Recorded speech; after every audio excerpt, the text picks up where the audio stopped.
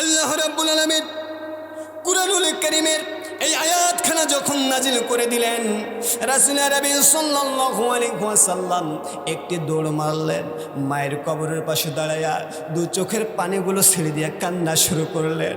দেখ দে বলেন, আল্লাহ তাআলা তুমি এই আয়াতের মধ্যে জানিয়েছ আল্লাহ ছাড়া অন্য কারো ইবাদত করা যাবে না, আর তোমার ইবাদতের পর 2 নাম্বার কাজ হলো পিতামাতার খেদমত করা। কিন্তু আল্লাহ রাব্বুল আলামিন তুমি এমন নবীর উপরে আয়াতখানা নাজিল করে দিয়েছ, আমি জন্মের পর থেকে একমাত্র তোমার ইবাদত করে, তোমার দাসত্ব করে, তোমার গোলামি করি। কিন্তু 2 নাম্বার তোমার অর্ডার হলো তোমার ইবাদত করার পর পিতামাতার খেদমত করা লাগবে। জোরে বলেন ঠিক না ঠিক? তুমি এমন নবীর উপরে আয়াত নাজিল করলে, জন্মের আগে বাবাকে হারিয়েছি, জন্মের 6 বছর পর মাকে হারিয়েছি, আবার বাবা নাই, আবার মা নাই, কেমন করে তোমার এই আয়াতের উপরে আমি আমল করতে পারি? আল্লাহ তাআলা ডাক দিয়ে বললেন, হাবিব টেনশন করা লাগবে না, চিন্তা করা লাগবে না, কেন কান্না করেন হাবিব? আমি আল্লাহ রাব্বুল আলামিন আমি বুঝতে পেরেছি, আর কান্না করবেন না। এই জন্য আমি জানিয়ে দিলাম, যাদের বাবা নাই মা নাই তাদের জন্য দায়িত্ব এবং কর্তব্য হলো রব্বির হামহুমা কামা রব্বায়ানি সগীরা।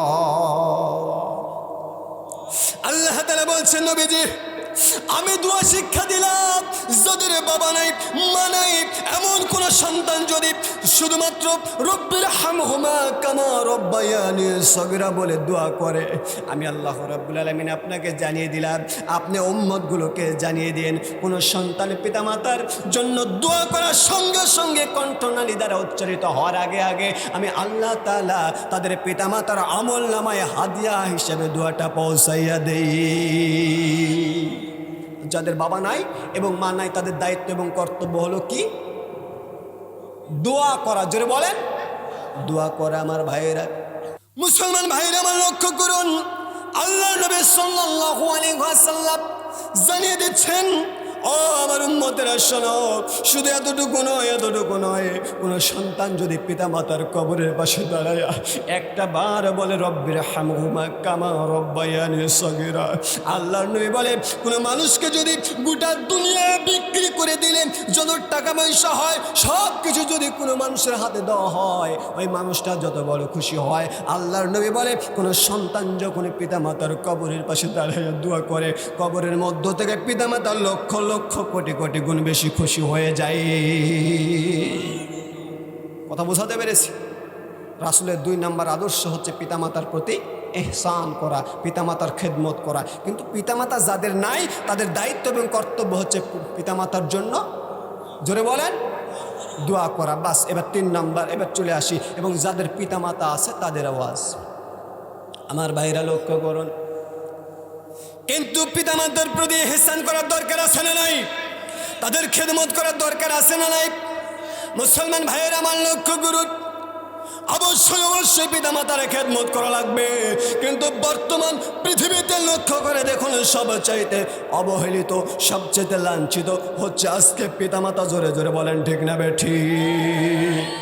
কত কুলাঙ্গার সন্তান আছে, পিতামাতাকে অশালীন ভাষায় গালিগালাজ করে, পিতামাতার গায়ে হাত উঠাইতে লজ্জাবোধ করেন, এমন কুলাঙ্গার সন্তান বাংলার জমিনে আছে না নয়?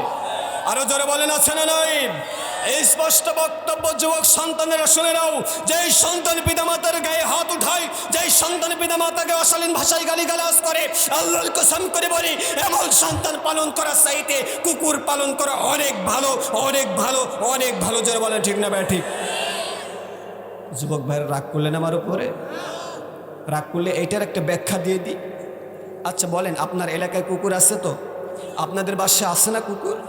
আপনি খাবার খেতে বসেছেন, আপনি ভালো ভালো খাবার খান, খাবার খেতে বসেছেন, হাড্ডি ফেলে দিয়েছেন, হাড্ডি ফেলেছেন, কিন্তু হাড্ডিটা ভালো জায়গায় ফেলেন নাই, একটা কাদার মধ্যে ফেলেছেন। কাদার মধ্য থেকে একটা হাড্ডি খাওয়ার পর ওই কুকুরটা আপনার কৃতজ্ঞতা স্বীকার করে, আপনার কৃতজ্ঞতা স্বীকার করার লক্ষ্যে সারা রাত জেগে জেগে আপনাকে পাহারা দেয়, আপনার বাড়িটা পর্যন্ত পাহারা দেয়। জোরে বলেন ঠিক না ঠিক?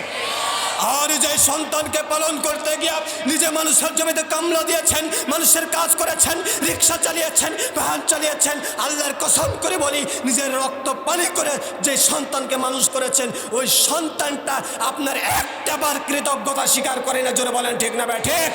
যেই সন্তানটা আপনার কৃতজ্ঞতা স্বীকার করে না, ওই সন্তানকে পালন করার চাইতে একটি কুকুর পালন কোনো অনেক। রাগ করলেন?